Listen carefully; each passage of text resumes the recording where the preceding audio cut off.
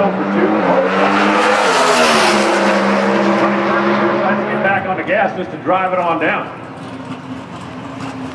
He'll cruise through with 7-11. 207 miles an hour, but that car was in trouble early. Guglielmus blew the tires off as well. 10.77.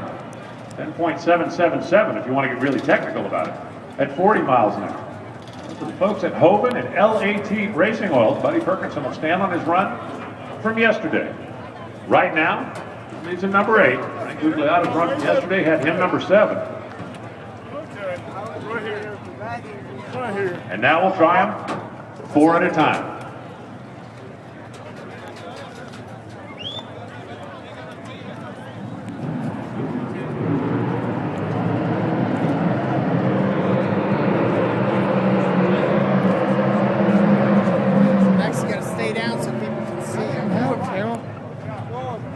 Hill, okay? Why don't you guys sit next to Caitlin up there? You want to sit up there next to Caitlin? I tried to film the whole thing on this.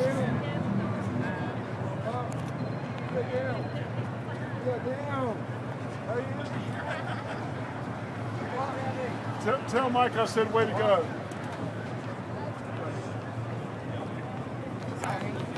All right, Warren Johnson, lane number 1, the winningest racer in pro stock history out of Sugar Hill, Georgia. Sitting right now in the number 4 spot. Lane number 2, that's Greg Stanfield, now flying the colors of MAV TV, American Real, and Indycom Electric.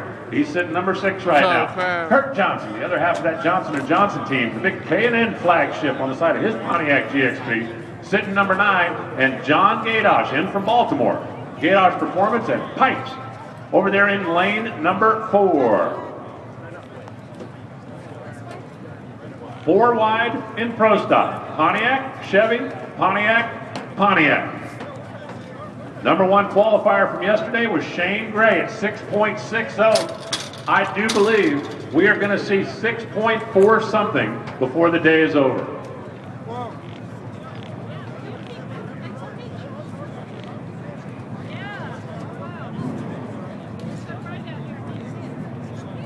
Pre-stage, 3 are in. 4 are in. 3 is down. Wow, Warren's starting to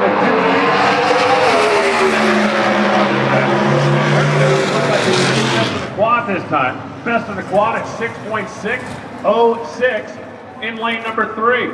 209 the speed. Everybody else with a throwaway run. If you're a statistician, Warren Johnson ends up with an 18.19. Greg Stanfield, 12.76. John Gadosh, 11.37.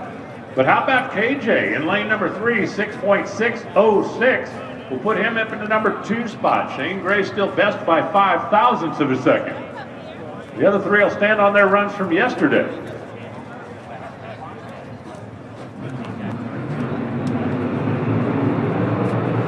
And here comes Roger Brogdon in lane number 1 to protect the Harvest colors on the side of his Chevy Camaro.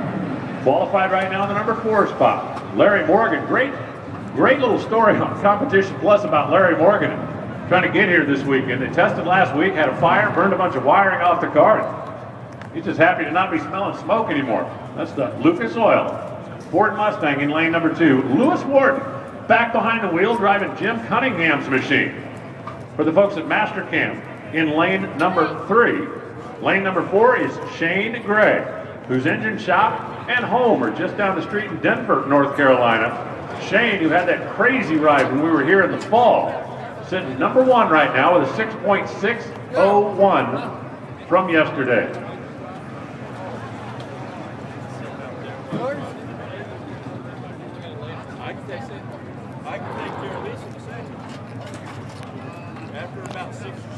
Jim Cunningham, the owner of that red car in lane number 3, he has been a Ford guy through and through. Had a number of drivers drive for him over the last couple of years. Lewis Warren has been helping work on the car.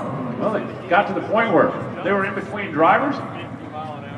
Asked Lewis if he'd like to renew his license and get back in. He'd jump at the opportunity. Larry Morgan has raced about everything there is. He's been a GM guy, he's been a Dodge guy, now he's a Ford guy. Roger Brogdon, out of Texas, great story on him and the National Dragster about racing and business and how they combine the two. And Shane Gray lives right down the street. We're playing a home game here this weekend. We got 3 of them pre-stage. And see, here we go, looking across the tree. I'm not sure Lewis Warden realizes it's him, but that's not pre-staged. That's 3 of the 4. There we go. Now Lewis rolls in. Nope, they stuck a foot in the beam. Oh, this is not going to go well for Lewis Warden. They got 3 in, they got 4 in. Lewis Warden never got staged. Shane Gray's making a nice run. Larry Morgan's not looking too bad. How about Shane 6:49? I told you we'd see some of those. 213 miles an hour, 6.498, and Shane at the top stretches it out. Larry Morgan goes 6.603. Roger Brogdon 6.573. Shane Gray, number 1, our first run in the 40s. Roger Brogdon, number 2 at 6.57. Larry Morgan, number 3 at 6.603.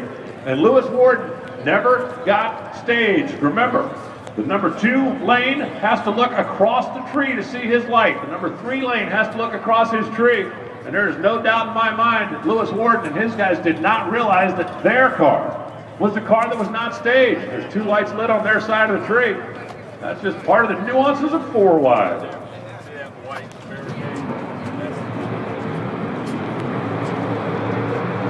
And now we get into the cars that yesterday did not get an opportunity to make the run. Shane Gray, by the way, 6:49, 2:13. That is career best numbers on both sides for the home team. All right, here are the cars that did not get to run yesterday. They were getting set to fire up when the rains came and basically took over the rest of the day. Greg Anderson from Mooresville, North Carolina, Summit Racing Equipment. Chevy Camaro, multiple-time world champion and way up on the national event win list. Fee Gaines out of Lakewood, Colorado, the Kendall Liquid Titanium Dodge Avenger for the runner out of Colorado. His most recent win, Reading last year. Lane number 3, Jason Line, also from Mooresville, Colorado. Jason, who spent a lot of time working in the Cup garage. He spent some time with Joe Gibbs Racing before decided to going back to his drag racing roots a few years ago. And Vincent Nobile out of Dix Hills, New York. That's the kid that won Pomona. The Mountain View Tire Napa Dodge Avenger that's got Alan Johnson horsepower under the hood. Nick Mitzos, his wife Irene, owned that machine over there in lane number 4.